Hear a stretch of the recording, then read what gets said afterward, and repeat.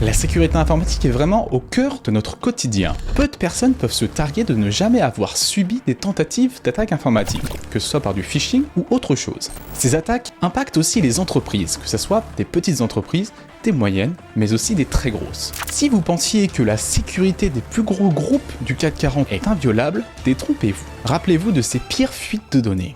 Yahoo, août 2013. Plus de 3 milliards de données d'utilisateurs sont divulguées sur Internet. LinkedIn, mai 2016. Plus de 150 millions d'emails mots de passe liés aux utilisateurs fuitent sur Internet. Enfin, Facebook, avril 2021. Plus de 500 millions d'utilisateurs sont impactés par une fuite de données exposant leur email, leur prénom, leur nom, mais même leur numéro de téléphone. Aujourd'hui, je vous raconte comment j'ai hacké légalement une société à la capitalisation boursière de plus de 20 milliards d'euros, la société Canon.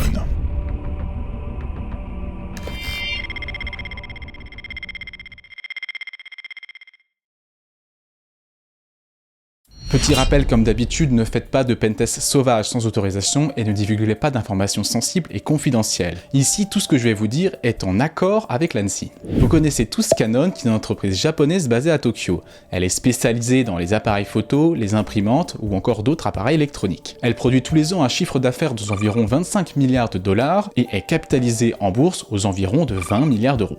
Mais j'admets que je ne vous ai pas tout dit. Aujourd'hui, je vais plutôt vous parler d'une filiale de Canon. Zerfor.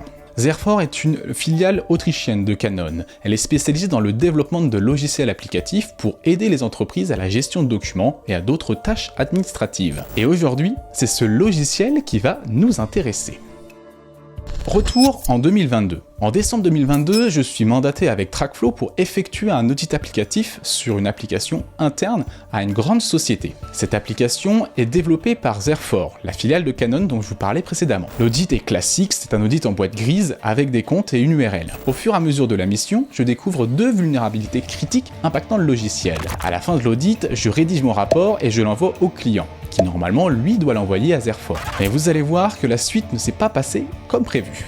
Quand vous trouvez une des vulnérabilités sur un produit public, vous devez le déclarer. C'est ce que font la plupart des gens qui trouvent des vulnérabilités sur ce type de produit. Ici, Zerfor a sûrement vendu son logiciel à d'autres personnes. Il faut donc remonter les vulnérabilités directement au développeur Zerfor et non à mon client qui m'a mandaté pour faire l'audit. Je vais commencer par rédiger un advisory, un petit rapport différent du rapport d'audit précédent que je vais faire valider par mon client pour s'assurer qu'il n'y ait aucune donnée confidentielle dedans, puis que je vais ensuite transmettre à Zerfor, les développeurs de l'application.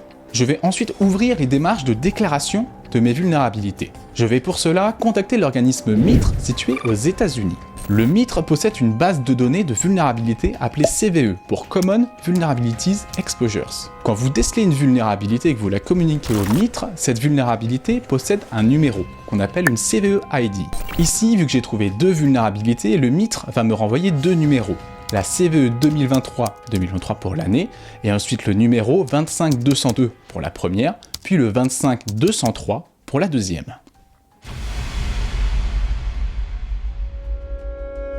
Comme je vous l'ai dit au début, j'ai trouvé mes vulnérabilités en décembre 2022. On est actuellement en janvier 2024, il s'est passé pas mal de temps. Mais que s'est-il passé entre-temps ?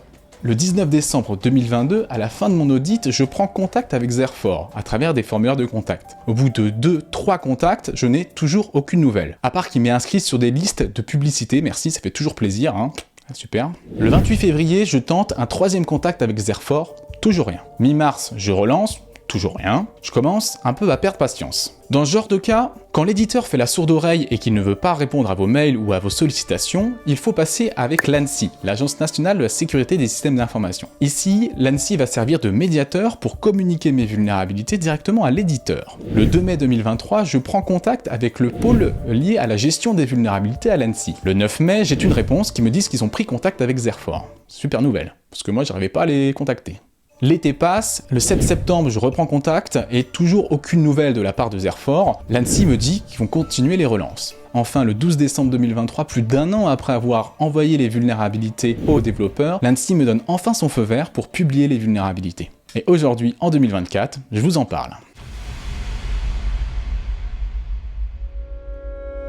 On va passer à ce qui vous intéresse sûrement le plus, les vulnérabilités. Commençons par la première, la CVE 2023-25-202. Je vais essayer de vulgariser au maximum les vulnérabilités. Si vous êtes intéressé sur la technique, n'hésitez pas à aller checker l'article en description. Vous y trouverez tous les détails sur les 2 vulnérabilités que j'ai découvertes et sur comment je les ai exploitées. Pour bien comprendre cette vulnérabilité, imaginez-vous sur une application. Vous êtes face à une application qui vous permet de changer votre photo de profil, changer votre avatar. On est face à une fonctionnalité de dépôt de fichiers. Sur ce dépôt de fichiers, vous pouvez déposer des images. Quels sont les risques à mal développer une fonctionnalité de dépôt de fichiers? Vous pouvez par exemple déposer des malwares, vous pouvez déposer des fichiers qui vont compromettre le navigateur des victimes, vous pouvez faire du déni de service sur l'application, et vous pouvez dans certains cas très graves exécuter carrément du code sur l'hôte hébergeant l'application.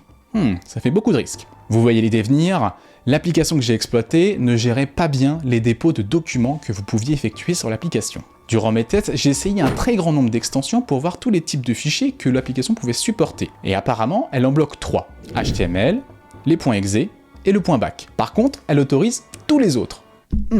Pas terrible.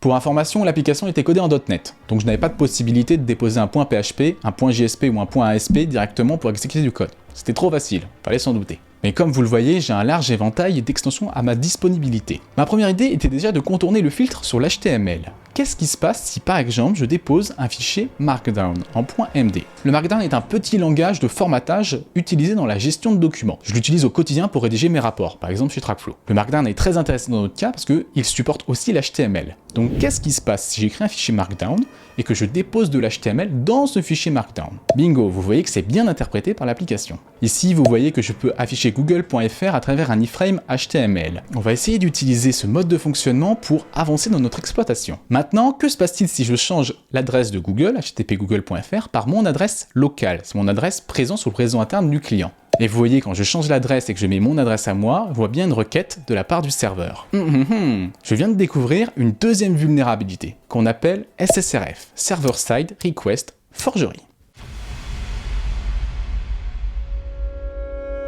Grâce à cette vulnérabilité de dépôt de fichiers, j'ai pu découvrir une deuxième vulnérabilité, une SSRF, Server Side Request Forgery. En français, on peut le traduire soit comme des requêtes effectuées côté serveur. Je vais forcer le serveur à effectuer les requêtes que je souhaite. Je n'ai pas pris la main entièrement sur le serveur, mais je peux lui faire exécuter quelques requêtes bien particulières. Par curiosité, j'utilise l'outil ExifTool pour voir comment ont été générés les PDF. La plupart du temps, les logiciels utilisent des plugins externes pour générer leurs PDF. Ici, c'est bien le cas. Zerfer utilise AsposeWord pour générer son PDF. Je me rends tout de suite sur la documentation d'AsposeWord pour voir si les sécurités impactent les vulnérabilités SSRF qui impacteraient ce plugin. Mauvaise nouvelle, Aspose embarque bien des sécurités contre les SSRF. Ça va pas nous faciliter la tâche. Avec une SSRF, on peut faire beaucoup de choses. Lire des fichiers locaux, effectuer des requêtes sur des serveurs internes, effectuer du scan de port ou récupérer carrément des condensats que vous verrez juste après en fin de vidéo. Mon premier test a été d'essayer de récupérer des fichiers locaux de la machine. Bon, impossible. Ici, Aspose est bien protégé contre ce type d'attaque. Il va falloir trouver d'autres choses. Que dit la doc ? Eh bien, si on regarde précisément la doc, elle est très intéressante. Il nous donne même des pistes d'exploitation. Ils sont quand même sympas chez Aspose. On retrouve les risques qui sont liés à une SSRF classique, comme je vous l'ai dit précédemment. Aspose nous dit qu'on peut afficher des fichiers HTML distants, c'est notre cas, c'est comme ça qu'on a prouvé la présence de la SSRF. On peut aussi cartographier le réseau, c'est-à-dire se servir de la machine, de l'application comme rebond pour cartographier le réseau interne du client et scanner les ports de la machine locale d'autres machines sur le réseau. On peut aussi effectuer des services, promis, ça je l'ai pas testé. Et enfin, la dernière possibilité, c'est de voler les identifiants d'un utilisateur. Et ça, c'est ce qui va nous intéresser. Je fais un petit parallèle avec la vidéo que j'ai fait sur la vulnérabilité Outlook, sortie en 2023. C'est à peu près le même fonctionnement ici. Pour l'exploitation, j'ai changé, je n'utilise plus un fichier Markdown, mais un SVG, un fichier image qui contient de l'XML dedans. Je vais pouvoir déclencher ma charge malveillante de cette façon. Je vais forcer le serveur à s'authentifier en SMB sur mon propre serveur SMB, c'est-à-dire sur mon PC présent en interne chez le client. Sur le screen, vous voyez que quand je demande au serveur de se connecter chez moi, je reçois un condensat NetNTLM V2. Vous avez vu que dans la précédente vidéo sur Outlook, je cassais ce condensat NetNTLM V2. Ici, en interne, en environnement Active Directory, ça va être compliqué. En effet, je reçois le condensat NetNTLM V2 d'une machine, en fait, d'un compte machine, qui a sûrement un mot de passe très long de 20-25 caractères qui sera incassable. Une des solutions serait donc de relayer la signature vers d'autres services de l'AD, comme par exemple pour créer un compte. Et la suite de l'exploitation, je ne vais pas vous la raconter.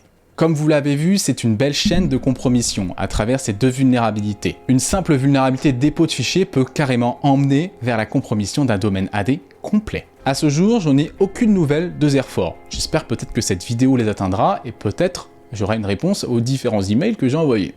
Peut-être. Je vous le répète encore une fois, mais respectez toujours la divulgation éthique de vos vulnérabilités. Ne le divulguez qu'une fois que vous avez l'autorisation. Ici, je le fais parce que l'ANSSI m'a explicitement dit que j'avais le droit de le faire. Sinon, attendez toujours le retour du développeur, de la société ou de l'ANSSI si vous passez par l'ANSSI. Faites auditer vos applications et formez-vous à la sécurité informatique, ça concerne tout le monde et pas que les petites entreprises. Vous avez vu, même Canon est impacté. Si cette vidéo vous a plu, n'hésitez pas à poser vos questions en commentaire. L'article est là aussi si vous voulez creuser d'un point de vue technique.